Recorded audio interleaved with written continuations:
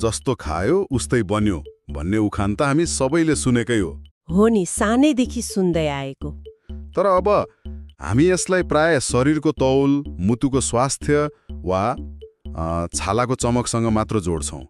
हाम्रो भावना, हाम्रो मुड, त्यो त दिमागको कुरा हो, पेटको होइन भन्ने लाग्छ नि, होइन त? हो, सामान्य सोचाइ त्यस्तै छ। तर आज हामी यो सोचाइलाई अलिकति चुनौती दिने विषयमा गहिरो छलफल गर्दैछौँ। एकदमै रोचक विषय छ आज। हाम्रो स्रोत हो द हेल्थ थ्रेडमा प्रकाशित सञ्जोता थापा मगरद्वारा लिखित लेख the chemistry of feeling why your mood starts in the dart.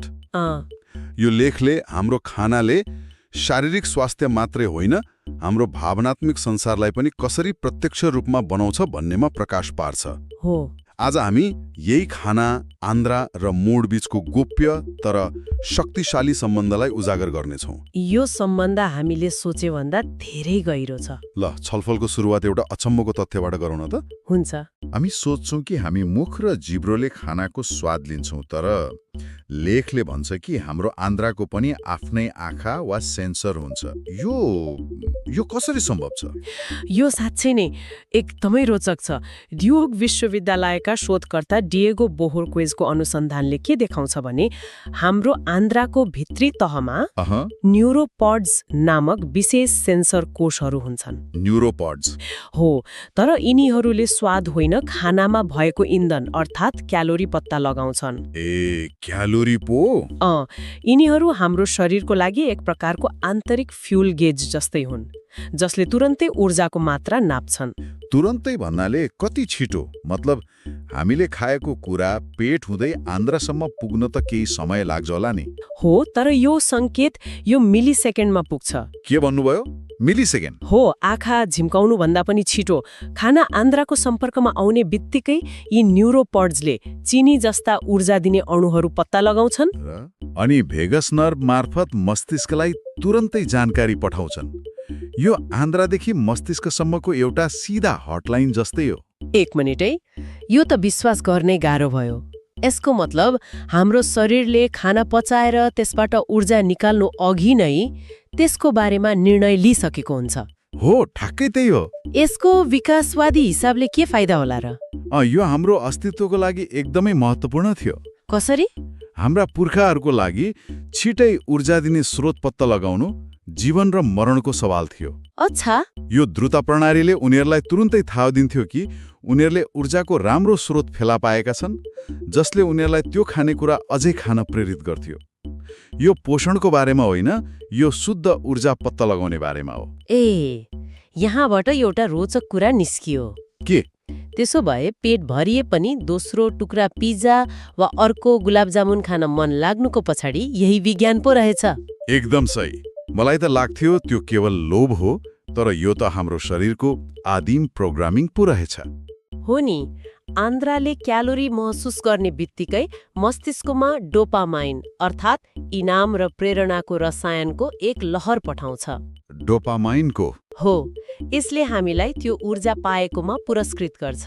हामीले त्यो खाना चपाइसक्नु अघि नै हाम्रो शरीरले भनिरहेको हुन्छ, वाइ, ऊर्जाको खानी भेटियो, यो अझै खाऊ। ल, यो तत्कालको प्रतिक्रियाको कुरालाई अलि खोतलाउ न। हुन्छ। हाम्रो आन्द्राले हामीलाई तत्कालको फिल गुड सिग्नल दिन्छ, तर हाम्रो दिनभरिको मुड, जस्तै ध्यान केन्द्रित गर्ने क्षमता वा शान्त महसुस गर्ने अवस्था, त्यो पनि के खानाले नै बनाउँछ? हो, धेरै हदसम्म। लेखले यसलाई फर्निचर बनाउन चाहिने कच्चा पदार्थसँग तुलना गरेको छ, जुन मलाई एकदमै सान्दर्भिक लाग्यो। हो, यो एकदमै राम्रो तुलना हो।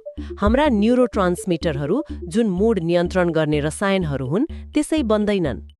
तिनलाई बनाउन कच्चा पदार्थ चाहिन्छ, र ती कच्चा पदार्थहरू हाम्रो खानामा पाइने एमिनो एसिड हुन्। मतलब काठ बिना टेबल नबने जस्तै? ठ्याक्कै। यदि तपाईसँग राम्रो काठ छैन भने तपाईले बलियो टेबल बनाउन सक्नुहुन्न। त्यसैगरी यदि तपाईको खानामा सही एमिनो एसिड छैन भने तपाईको मस्तिष्कले मुड नियन्त्रण गर्ने रसायनहरू प्रभावकारी रूपमा बनाउन सक्दैन। यसलाई एउटा व्यावहारिक उदाहरणबाट हेरौँ न। आजभोलि धेरै मानिसहरूलाई काममा ध्यान केन्द्रित गर्न गाह्रो हुन्छ। हो, यो साझा समस्या हो। उत्प्रेरणा र ध्यानको लागि आवश्यक डोपामाइन बनाउन के चाहिन्छ त? डोपामाइन बनाउन एल-टाइरोसिन नामक एमिनो एसिड चाहिन्छ। एल-टाइरोसिन यो केमा पाइन्छ? यो अण्डा, चिल्लो नभएको मासु, बदाम र सिमी जस्ता उच्च प्रोटिनयुक्त खानेकुरामा पाइन्छ। लेखले स्पष्ट पारेको छ कि दिनको समयमा प्रोटिनयुक्त नास्ता वा खाना खाँदा हाम्रो ध्यान केन्द्रित गर्ने क्षमता बढ्छ। एकछिन है, यसको मतलब बिहानै गुलियो चिया, बिस्कुट वा पाउरोटी खानुभन्दा 2 वटा अण्डा खानुले दिनभरिको मिटिङ वा काममा ध्यान दिन बढी मद्दत गर्छ। हो, हामी मध्ये धेरैले त ठ्याक्कै उल्टो गरिरहेका छौँ। तपाईले ठ्याक्कै सही कुरा समात्नुभयो। गुलियो खानेकुराले सुरुमा ऊर्जा दिए जस्तो गरे पनि त्यो चाँडै घट्छ र ध्यान भङ्ग हुन्छ। हो, त्यो सुगर क्रस भन्छन् नि। हो, तर प्रोटिनले एल-टाइरोसिनको एक स्थिर आपूर्ति दिन्छ जसले मस्तिष्कलाई दिनभरि डोपामाइन बनाउन मद्दत गर्छ। यो तपाईको दिमागको लागि हाई अक्टेन इन्धन जस्तै हो जसले लामो समयसम्म काम गर्छ। यो त भयो गेट अप एन्ड गो अर्थात् सक्रिय हुने रसायनको कुरा। अब दिनभरको तनावपछि शान्त हुने र आराम गर्ने रसायन सेरोटोनिनको लागि नै। त्यसको लागि ट्रिप्टोफान नामक एमिनो एसिड चाहिन्छ। ट्रिप्टोफान। तर यहाँ एउटा रोचक र अलि जटिल कुरा छ जसलाई MIT-का शोधकर्ता रिचर्ड वर्टम्यानको अनुसन्धानले उजागर गरेको छ। के रहेछ? ढोकाबाट भित्र छिर्न खोजेको जस्तै हो। त्यसो भए यसलाई मस्तिष्कसम्म पुग्न VIP पास जस्तो केही चाहिन्छ कि? यसलाई केले मद्दत गर्छ? एक किसिमले हो, र त्यो VIP पास हो थोरै मात्रामा स्वस्थ कार्बोहाइड्रेट। कार्बोहाइड्रेटले? हो, जब हामी कार्बोहाइड्रेट खान्छौँ हाम्रो शरीरले इन्सुलिन निकाल्छ। इन्सुलिनले रगतमा भएका अन्य प्रतिस्पर्धी एमिनो एसिडहरूलाई मांसपेशीमा पठाउँछ। अनि यसले ट्रिप्टोफानको लागि मस्तिष्कमा जाने बाटो खाली गरिदिन्छ। बाटो खाली? हो, त्यसैले त राति कार्बोहाइड्रेट युक्त खाना जस्तै थोरै भात वा आलु खाएपछि अक्सर राम्रो र शान्त निन्द्रा लाग्छ। यो त अचम्मको कुरा हो। कसरी खानाको सानो सन्तुलनले हाम्रो मुडलाई शान्त बनाउन सक्छ?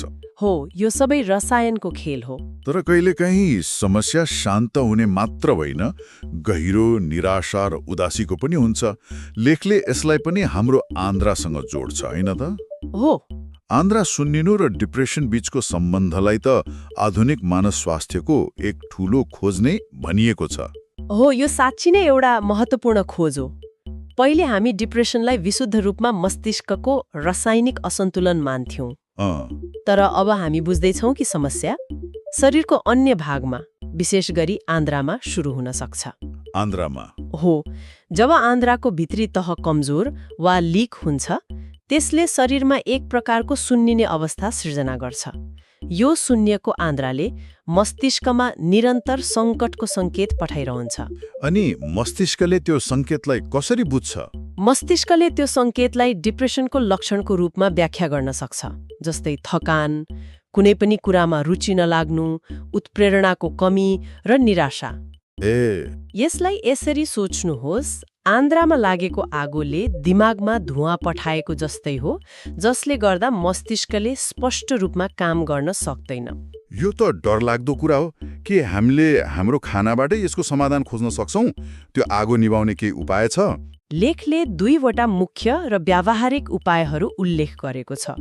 पहिलो हो किण्वित खानेकुरा, फर्मेन्टेड फुड्स। किण्वित खानेकुरा जस्तै दही, गुन्द्रुक? हो, त्यस्तै। 2021मा स्ट्यानफोर्ड विश्वविद्यालयमा हन्ना वास्टेक र क्रिस्टोफर गार्डनरले एउटा महत्त्वपूर्ण अध्ययन गरेका थिए। उनीहरूले सहभागीहरूलाई दैनिक रूपमा किम्ची, दही, केफिर जस्ता खानेकुरा खान दिए। अनि त्यसको नतिजा के आयो त? नतिजा निकै प्रभावशाली थियो। केही हफ्तामै ती सहभागीहरूको शरीरमा सुन्निने समस्या जनाउने दर्जनौं मार्करहरूमा ठूलो गिरावट आयो। साँच्चै? हो, साथै उनीहरूको पेटमा राम्रो ब्याक्टेरियाको विविधता पनि बढ्यो। यसले देखाउँछ कि किण्वित खानेकुराले आन्द्राको वातावरणलाई सिधै सुधार गरेर सुन्निने समस्या कम गर्न सक्छ। या म एउटा प्रश्न सोध्न चाहन्छु। सोध्नुहोस् न। बजारमा पाइने धेरैजसो दही वा किण्वित पेय पदार्थहरूमा त चिनीको मात्रा पनि धेरै हुन्छ। के त्यस्तो अवस्थामा पनि यसले फाइदा गर्छ वा चिनीले राम्रो ब्याक्टेरियाको फाइदालाई रद्द गरिदिन्छ? यो एकदमै महत्त्वपूर्ण प्रश्न हो। हो नि। चिनी आफैमा सुन्निने समस्या बढाउने तत्त्व हो र यसले आन्द्राका खराब ब्याक्टेरियालाई हुर्काउँछ।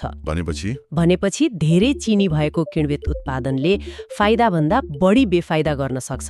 सकेसम्म घरमै बनाएको वा चिनी नहालेको दही, गुन्द्रुक, सिन्की वा किम्ची जस्ता प्राकृतिक किण्वित खानेकुरा रोज्नु सबैभन्दा उत्तम हुन्छ। ठिक छ। र लेखमा उल्लेख गरिएको दोस्रो उपाय ओमेगा 3 फ्याटी एसिड थियो। हो, ओमेगा 3।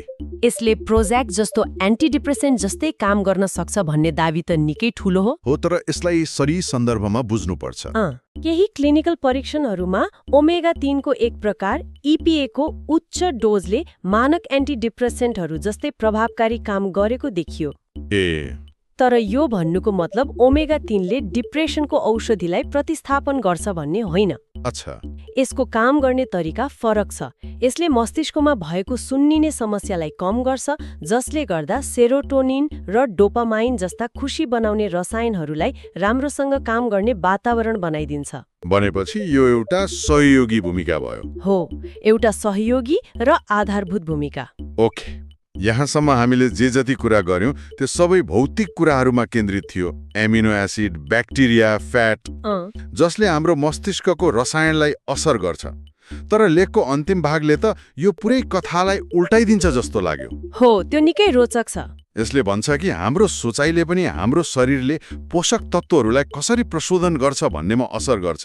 यो त विज्ञान भन्दा पनि दर्शन जस्तो सुनियो नि। यो मनोविज्ञान र जीव विज्ञानको सङ्गम हो र यो एकदमै रोचक छ। कसरी? स्ट्यानफोर्डकै डा आलिया क्रमको प्रसिद्ध माइन्ड ओभर मिल्कसेक अध्ययनले यही कुरालाई प्रमाणित गर्छ। यो अध्ययनले खानाप्रतिको हाम्रो मानसिकता कति शक्तिशाली हुन्छ भन्ने देखाउँछ। त्यो अध्ययनबारे अलिक विस्तारमा बताउनुहोस् न। के गरिएको थियो त्यसमा? डा क्रमले सहभागीहरूलाई एउटै 380 क्यालोरीको मिल्कसेक दिइन्। एउटै मिल्कसेक? हो, एउटै, तर दुई फरक अवसरमा, दुई फरक लेभल लगाएर। लेभल फरक? एक पटक लेभलमा स्वादिष्ट 620 क्यालोरीको उच्च क्यालोरी शेक भनेर लेखिएको थियो, जसले यसलाई एक रमाइलो र पेट भर्ने परिकारको रूपमा प्रस्तुत गर्यो। अनि अर्को पटक? अर्को पटक त्यही शेकलाई हल्का 104 क्यालोरीको स्वस्थ शेक भनेर प्रस्तुत गरियो, जसले यसलाई एक जिम्मेवार र स्वास्थ्यकर विकल्पको रूपमा देखायो।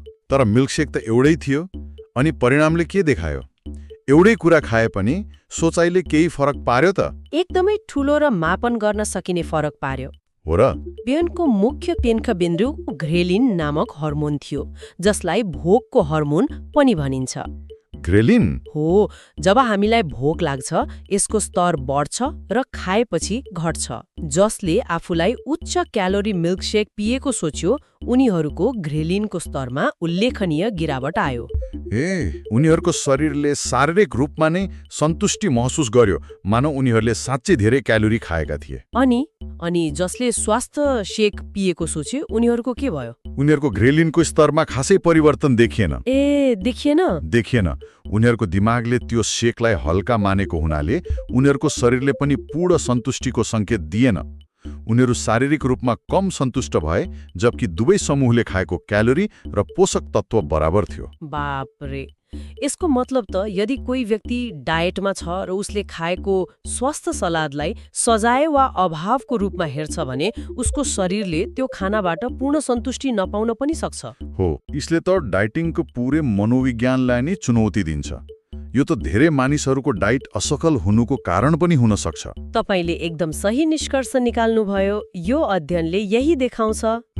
सन्तुष्टि केवल पेटमा भएको क्यालोरीमा मात्र होइन, दिमागमा भएको विश्वासमा पनि निर्भर गर्दछ हाम्रो दिमागले हाम्रो शरीरलाई के अपेक्षा गर्ने भनेर निर्देशन दिन्छ र शरीरले त्यसै अनुसार प्रतिक्रिया जनाउँछ मतलब स्वस्थ खानालाई रमाइलो मानेर खानु पर्यो हो यदि हामीले स्वस्थ खानालाई आनन्द र पोषणको स्रोतको रूपमा हेर्यौं भने हाम्रो शरीरले त्यसबाट बढी सन्तुष्टि लिने सम्भावना हुन्छ आजको छलफलको सारमा भन्नुपर्दा हाम्रो मूड हामीमाथि आइपर्ने कुरा मात्र होइन यो त हामीले हरेक खानामा आफैले केही हदसम्म निर्माण गर्ने कुरा हो यो एकदमै सशक्त विचार हो उत्प्रेरणाका लागि उच्च गुणस्तरको प्रोटिन आन्द्राको स्वास्थ्यका लागि किण्वित खानेकुरा सुन्निने समस्या कम गर्न स्वस्थ फ्याट र यी सबैलाई हेर्ने सकारात्मक मानसिकता यी सबै हाम्रो मानसिक स्वास्थ्यको हेरचाह गर्ने व्यवहारिक र पहुँच योग्य तरिकाहरू हुन्